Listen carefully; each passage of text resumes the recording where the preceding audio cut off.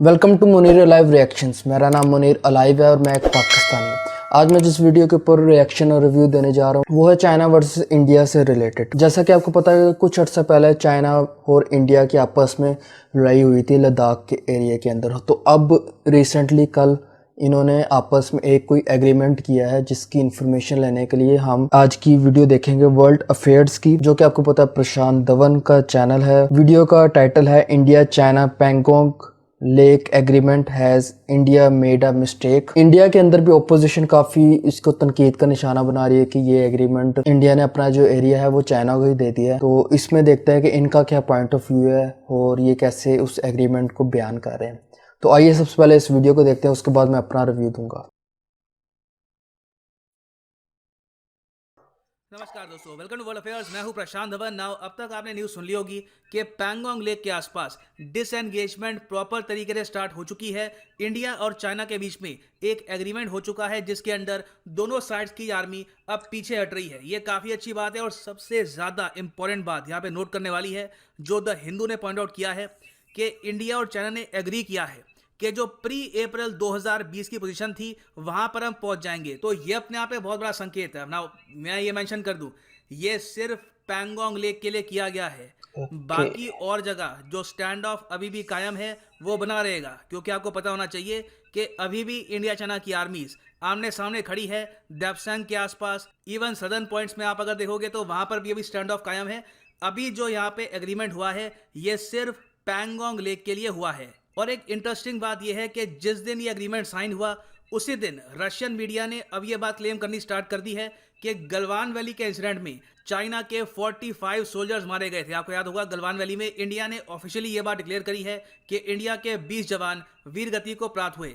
China ने कभी भी यह नंबर अपना डिस्क्लोज किया नहीं कि उनकी साइड से कैजुअलिटी कितनी थी। यूएस के हिसाब से चाइना की कैजुअलिटी है 35। अब रशियन मीडिया जो काफी हद तक प्रो चाइना आज के समय, ये लोग कह रहे हैं कि 45 चाइनीज सोल्जर्स मरे थे गलवान वैली क्लैश में। सो इस वीडियो में हम डिस्कस करेंगे कि चाइना अचानक से अब विड्रॉ यहां पर क्यों कर रहा है, इन फ्यूचर हम क्या एक्सपेक्ट कर सकते हैं, बाकी जगह जो स्टैंड ऑफ अभी भी कायम है वहां पर क्या होगा, इन डेप्थ एनालिसिस सब कुछ आपको जानने को मिलेगा। So a lot to know, a lot to discuss as always. But before we begin, एक प्रश्न यहाँ पे मैं आपसे पूछूंगा। पैंगसाउ पास जो हाल ही में न्यूज में भी था, ये कनेक्ट करता है इनमें से कौन से दो देशों को? India China, India Nepal, India Myanmar या फिर इंडिया भूटान? कमेंट सेक्शन में करो आंसर। सही आंसर हमेशा की तरह वीडियो के एंड में। और आप किसी भी एग्जाम की प्रिपरेशन कर रहे हैं, आप परचेज कर सकते हैं अनअकैडमी के क्वालिटी कोर्सेज। सिंपली unacademy.com पे जाओ या फिर डाउनलोड द वेबसाइट। यहाँ पर चूज करो अपना examination, for example UPSC CSE, और यहाँ पे आप कोई भी लैंग्वेज चूज कर सकते हैं, English, Hindi, English, whichever language suits you, और क्लिक करो गेट सब्सक्रिप्शन। और यहाँ पे आप परचेज कर सकते हैं 6 मंथ कोर्स एज वेल, जिससे आप यूपीएससी प्रीलिम्स 2021 के लिए प्रॉपर्ली प्रिपेयर्ड हो पाएंगे। मगर जो प्राइस यहाँ पे लिखा है ये पे मत कर देना। यूज करो यहाँ पर कोड PD10 और आपको 4000 से भी ऊपर का यहाँ पे डिस्काउंट मिलेगा। और सिमिलर तरीके से बाकी जगह भी प्राइसेस गिर जाएंगे जब आप यूज करोगे code PD10। So use the code PD10 because PD10 means discount. So यहाँ पे आप देख पाओगे ये इस तरीके से एग्री किया गया दोनों साइड्स द्वारा कि अभी के लिए पीछे हटते हैं फ्रॉम पैंगोंग लेक। और यहाँ पे आप देख पाएंगे पहले PLA के जो टैंक्स हैं ये पीछे हट रहे हैं, people's liberation army Chinese army के टैंक्स अब पीछे जा रहे हैं। और फिर आप देखेंगे कि इंडियन आर्मी के जो टैंक्स हैं ये भी पीछे हटे हैं इस तरीके से। यहाँ पे पीछे जो इंडिया के टैंक्स हैं ये भी पीछे हट रहे हैं। अब यहाँ पे आप यही पूछ सकते हैं, वेट, टैंक्स आपस में इतने करीब थे? नहीं, काफ़ी डिस्टेंस था इससे। ये अब सिंबॉलिक तरीके से पीछे हट रहे हैं। अब क्या है कि लिटरली काउंटिंग हो रही है, उनके जो ऑफिसर्स हैं वो काउंट कर रहे हैं कि इंडिया के कितने टैंक्स पीछे हट रहे हैं, उतने टैंक्स हम पीछे हटाएंगे। तो इस तरीके से एक म्यूचुअल डिसएंगेजमेंट हो रही है okay. Near the Pangong lake. मगर यहाँ पे मैं फिर से रिपीट करूंगा, ये दृश्य देखकर ये मत समझ लो कि स्टैंड ऑफ खत्म हो चुका है। अभी भी इंडिया और चाइना की आर्म फोर्सेस आमने सामने खड़ी है डेप्सैंग और डेमचौक सेक्टर के आसपास। डेप्सैंग यहाँ पे आप देखेंगे ये है डेप्सैंग प्लेन, ये यहाँ पे गलवान है, ये है पैंगोंग लेक। पैंगोंग लेक और गलवान में काफी डिफरेंस है। और गलवान वैली के नॉर्थ में आपको दिखेगा डेप्सैंग। यहाँ पर अभी भी जो टेंशंस हैं ये कायम है। फिर उसके अलावा एक और रीजन है डेमचौक। डेमचौक आपको यहाँ पर मिलेगा। दोनों रीजन्स लद्दाख में आते हैं। और डेमचौक पे देखो कुछ इंडिया की न्यूज एजेंसीज हैं वो क्लेम कर रही थी कि चाइनीज सोल्जर्स करीब 100-200 मीटर्स अंदर आ गए हैं। बाद में कुछ और सोर्सेज हैं, उन्होंने कहा कि नहीं, वो इंडियन टेरिटरी में नहीं आए, बिल्कुल आमने सामने खड़े हैं। अब इशू ये है कि दमचौक में भी लाइन ऑफ एक्चुअल कंट्रोल कहाँ से गुजरती है उसको लेकर कोई प्रॉपर क्लैरिटी है नहीं। तो दमचौक में जो टेंशन अभी भी कायम है, चाइनीज जो टेंट्स हैं यहाँ पर अभी भी यहाँ पे आपको मिलेंगे। फिर ये भी मत भूलना कि हाल ही में अरुणाचल प्रदेश का जो एरिया है जो इंडिया क्लेम करता है, वहां पर चाइना ने पिछले कुछ महीनों में एक विलेज भी कंस्ट्रक्ट कर दिया था, बहुत सारी बिल्डिंग्स भी वहां पे बना रही थी। तो स्टैंड ऑफ अभी भी खत्म नहीं हुआ, बस इसको आप कह सकते हैं खत्म करने का प्रोसेस शुरू हो चुका है। और अभी भी मैं ये बात मेंशन कर दूं, जो भी मैंने आपको विजुअल्स दिखाए हैं ये एक एग्रीमेंट के हैं। आने वाले 48 आवर्स में डिसएंगेजमेंट मतलब कि धीरे धीरे जो सोल्जर्स पीछे हटेंगे, ये देखना होगा कि प्रॉपरली हो भी पाता है नहीं हो पाता। चाइना का जो ट्रैक रिकॉर्ड है उसके हिसाब से सरप्राइज मत होइएगा कि अचानक से वो कहते हैं कि कुछ सोल्जर्स हमारे यहाँ पे बने रहेंगे। तो again it remains to be seen कि आने वाले कुछ घंटे कैसे बीतते हैं। इंडिया अपनी तरफ से अब ये मान के चल रहा है कि चाइना के सोल्जर्स अब फिंगर 8 के पीछे खड़े होंगे पैंगोंग लेक में, और इंडिया के सोल्जर्स फिंगर 3 के पीछे खड़े होंगे। अब यहाँ पे आपके माइंड में क्वेश्चन होगा, ज़्यादा रूम किसने दिया है? तो इसका आंसर है इंडिया ने दिया है। यहाँ पे आप अगर देखोगे, ये जो मैप है लद्दाख में, ये जो एरिया यहाँ पे है पैंगोंग लेक।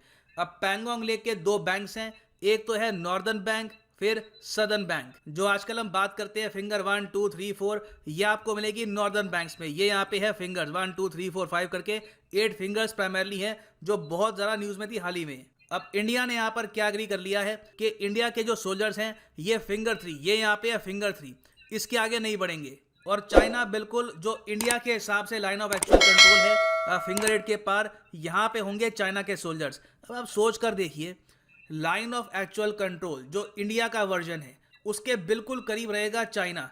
हम लोग लाइन ऑफ एक्चुअल कंट्रोल के करीब आप कह सकते हैं रफली 8 किलोमीटर के आसपास पीछे जा चुके हैं। और ये मत भूलना कि चाइना के हिसाब से जो ये रेड डॉट जा रही है फिंगर 4 के आसपास, ये है चाइना के हिसाब से line of actual control. China तो कहता है कि फिंगर 5 6 7 8 इसमें इंडिया का कोई हक भी नहीं है। यहाँ पे इंडियन सोल्जर्स अगर आते हैं तो ये चाइनीज टेरिटरी में एंटर कर रहे हैं। नाउ अगला प्रश्न आपका यहाँ पे होगा कि अच्छा ठीक है, अभी के लिए तो ये यहाँ पर पीछे हट गए, तो ये जो रीजन है यहाँ पे फिंगर 3 से लेकर फिंगर 8 का, ये बस अब खाली रहेगा, ये बफर जोन बन गया? इसका आंसर है नहीं, ये टेम्परेरी पॉइंट ऑफ व्यू से बफर जोन बनाया गया है। फ्यूचर में यहाँ पर पेट्रोलिंग डेफिनेटली ये स्टार्ट करेंगे। वो यहाँ पर देखना होगा कि भविष्य में इंडियन फोर्सेस कहाँ तक पेट्रोलिंग कर पाएगी। याद रखिएगा, इस चीज़ को लेकर काफ़ी रिपोर्ट लिखी जाएंगी कि क्या इंडिया अभी भी फिंगर 8 तक पेट्रोलिंग कर पा रहा है, या फिर चाइना फिंगर 4 के बाद ही इंडिया को हर बार रोक देगा। और ये सब बातें एक्चुअली रक्षा मंत्री ने रिवील करी है लोकसभा में खड़े होकर, और ये बात हम सबको पता होनी चाहिए। चाइना ने आज के समय more than 43,000 square kilometres Indian territory पे कब्जा कर रखा है, और टोटल इनका क्लेम है 90,000 स्क्वायर किलोमीटर से भी ऊपर का, अगर आप यहाँ पे अरुणाचल प्रदेश को भी ऐड कर दो। और जो ये नंबर है 43,000 स्क्वायर किलोमीटर, ये हमने अभी नहीं खोए। ज़्यादातर जो ये लैंड है ये इंडिया ने खो दिया था अक्साई चिन जब हमने गवा दिया 1962 वॉर में। उसके बाद जो बाकी का एरिया है करीब 5,000 स्क्वायर किलोमीटर के आसपास का, ये है शक्सगम वैली, जो पाकिस्तान ने गिफ्ट कर दिया था चाइना को 1963 बॉर्डर एग्रीमेंट के अंडर। यहाँ पे आप अगर देखोगे, यहाँ पे मैं आपको मैप दिखा रहा हूँ with the line of actual control. ये रहा यहाँ पे अक्साई चिन, ये भी हमको वापस लेना है। उसके अलावा याद रखिएगा कि पाकिस्तान ऑक्यूपाइड कश्मीर का पार्ट है शक्सगम वैली, ये हमारे हिसाब से इंडिया का पार्ट है, मगर पाकिस्तान ने 1963 में ये पार्ट यहाँ पर ये गिफ्ट कर दिया था चाइना को। तो चाइना की फोर्सेस यहाँ भी मौजूद हैं। तो इसलिए काफ़ी बार मैं सोचता हूँ एक बार को पाकिस्तान के साथ एक इंटरनेशनल बाउंड्री तय करना आसान होगा compare to an agreement with China. समझ नहीं आता कि किस तरीके से चाइना इंडिया एग्री करेंगे कि ये होनी चाहिए इंटरनेशनल बॉर्डर। इसमें किसी ना किसी कंट्री को बहुत कुछ गंवाना होगा तो ही एक एग्रीमेंट हो पाएगा। खैर अभी के लिए अगर हम बात करें जो की पॉइंट्स है पैंगोंग लेक के आसपास, वहां पर मेन ये बात लिखी है कि जो भी डिसएंगेजमेंट है ये म्यूचुअल होगी, रेसिप्रोकल होगी। चाइना 2 कदम पीछे हटेगा, इंडिया भी 2 कदम पीछे हटेगा। उसके अलावा जो भी यहाँ पर टेंट्स हैं, जो भी स्ट्रक्चर्स हैं, जो भी टेम्परेरी बंकर्स यहाँ पे बनाए गए थे, दोनों साइड्स इसको डिस्ट्रॉय करेगी। और जो पोजीशन तय करी गई है चाइना फिंगर 8 के पीछे, इंडिया फिंगर 3 के पीछे, दोनों वहाँ पर पहुँच जाएंगे। और बीच का area temporary point of view से होगा एक बफर जोन, वहाँ पे कोई अभी के लिए पेट्रोलिंग नहीं करेगा। अगली बात यहाँ पे ये बोली है कि एक बार ये डिसएंगेजमेंट कंप्लीट हो गई, फिर जो सीनियर कमांडर है ये 48 आवर्स में, मतलब कि 2 दिन के अंदर अंदर आपस में मिलेंगे, और फिर जो बाकी पॉइंट्स हैं वहां पर डिसएंगेजमेंट का प्रोसेस शुरू किया जाएगा। एटलीस्ट उस पर बातचीत तो शुरू होगी। अब आपके माइंड में क्वेश्चन आएगा कि चाइना अचानक से ये सब क्यों कर रहा है। तो इसके देखो मल्टीपल रीजंस है। पहला रीजन तो यहाँ पर यह है कि कोविड-19 का जो ब्लेम था चाइना पर, जिसकी वजह से ये बहुत सारा इंटरनेशनल प्रेशर झेल रहे थे, वो अब काफ़ी हद तक कम हो चुका है। डब्ल्यूएचओ की टीम ने ऑलमोस्ट क्लीन चिट दे दी है कोविड के मामले में चाइना को। इन्होंने यहाँ तक कह दिया डब्ल्यूएचओ के लोगों ने कि हो सकता है कि कोविड-19 शुरू ही ना हुआ हो चाइना से। फिर जो डोनाल्ड ट्रंप का प्रेशर था ये जा चुका है। ट्रेड वॉर बाइडेन बहुत ही जल्द खत्म कर देंगे इन द फ्यूचर। और फिर सबसे इंपॉर्टेंट बात यह है कि अब चाइना वापस फोकस करना चाहता है अपने सॉफ्ट पावर पर, अपनी इमेज रीबिल्डिंग पर।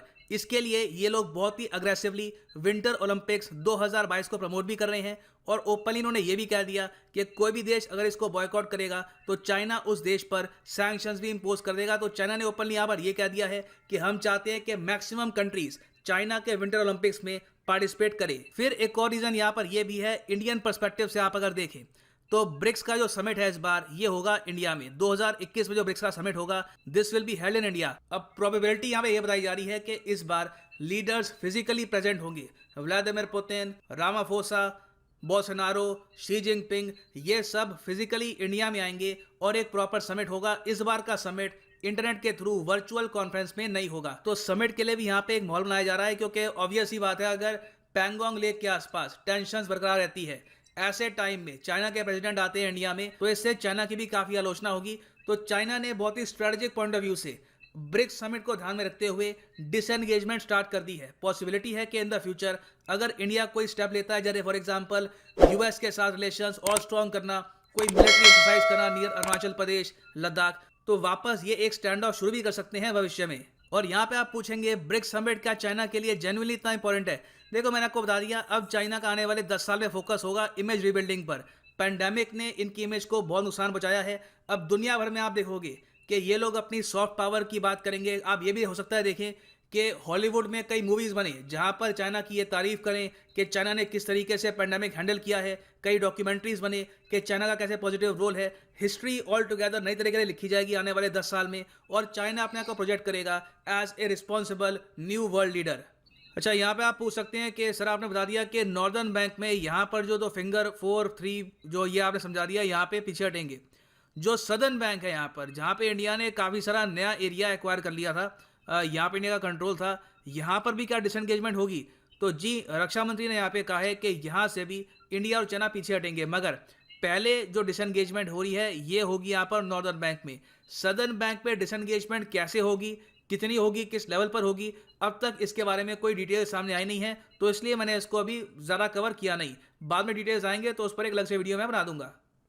सो वापस आते हैं अपने क्वेश्चन पे कि पांगसाउ पास ये कनेक्ट करता है इनमें से कौन से 2 कंट्रीज को? सही उत्तर यहाँ पे है ऑप्शन सी, इंडिया और म्यांमार। मेरा यहाँ पे आइडिया आप यही अगर था। देखेंगे अरुणाचल प्रदेश और म्यांमार को कनेक्ट करता है पांगसाउ पास। और ये हाल ही में न्यूज़ में भी था, क्योंकि जब तख्ता पलट यहाँ पे हुआ तो इस बात की भी बात की जा रही थी कि शायद ये पास रोक दिया जाए, ट्रेड यहाँ पर ना हो, मगर अभी के लिए ये पास ओपन है, ट्रेड यहाँ से हो रहा है। तो याद रखिएगा, ये काफ़ी ज़्यादा न्यूज़ में था। ये है एंड इस वीडियो का। Thank you for listening and as always God bless you all. इस वीडियो से काफ़ी हद तक इन्फॉर्मेशन मिली कि क्या एग्रीमेंट हुआ और क्या नहीं एग्रीमेंट हुआ। यानी कि सिर्फ एक पॉइंट के ऊपर एग्रीमेंट हुआ है, बाकी पे अभी भी उनका फेस ऑफ चल रहा है। तो अभी सिर्फ उनका पैंगोंग लेक के लिए हुआ है। चाइनीज़ जो थे वो उधर ही लाइन ऑफ कंट्रोल के बिल्कुल करीब है और इंडिया ने अपना एरिया छोड़ दिया। लेकिन इस वीडियो बकौल चाइना भी उस एरिया के अंदर एंटर नहीं हुआ, लेकिन ओपोजिशन इंडिया के अंदर इसलिए बातें हो रही हैं कि इंडिया ने अपना इलाका गंवा दिया। वो इसलिए हो रही है कि ऑन ग्राउंड किसी को नहीं पता कि उधर चाइना मौजूद है या नहीं, फिंगर 4 तक चाइना आया हुआ है या नहीं आया हुआ, या वो अपने लाइन ऑफ कंट्रोल तक ही है। यकीन तब आएगा, इसका प्रॉपर हल यही है कि इंडियन जर्नलिस्ट वहाँ ऑन ग्राउंड तक जाएं। दोनों साइड्स की गवर्नमेंट अपने जर्नलिस्ट को वहाँ पर जाने दे और ऑन ग्राउंड से रिपोर्टिंग करके अपनी तमाम पब्लिक को बताया, क्योंकि ये पब्लिक का राइट होता है। जैसे इंडियन आबादी है 1 अरब 1.5 अरब तक की आबादी है, तो उन सारों को हक है ऑन ग्राउंड जानना कि क्या एक्चुअल सूरत हाल है। क्योंकि अभी तक जहाँ तक मैंने कहीं पे ट्वीट्स वगैरह चेक किए थे, राहुल गांधी जो अपोजिशन के हैं उन्होंने यही ब्लेम लगाया कि इंडिया ने अपना इलाका जो है हैंड ओवर कर दिया चाइना के। तो अभी भी कंफ्यूजन है कि इंडिया ने अपना इलाका दिया है कि नहीं दिया। लेकिन यहाँ तक इस वीडियो के अंदर भी यहाँ तक मान चुके हुए हैं कि वो फिंगर 3 तक इंडियन फोर्सेस आ चुकी हुई हैं और फिंगर 8 तक कुछ भी नहीं है। इसके अलावा जाने से पहले जैसे कि आपको पता है मुनीर लाइव रिएक्शंस को आपने सब्सक्राइब करना है, बेल आइकन को प्रेस करना है ताकि आने वाली तमाम वीडियोस आपके नोटिफिकेशंस में आपको मिलती रहे। और अगर इंडियन पब्लिक किसी स्पेसिफिक वीडियो के ऊपर पाकिस्तानी रिएक्शन और रिव्यू चाहते हैं तो वो मुझे इस वीडियो के कमेंट में वो कोई स्पेसिफिक इंडियन वीडियो सजेस्ट करें। मैं पूरी कोशिश करूँगा कि आपकी सजेस्ट की हुई वीडियो को ऊपर अपना रिएक्शन और रिव्यू दूँ।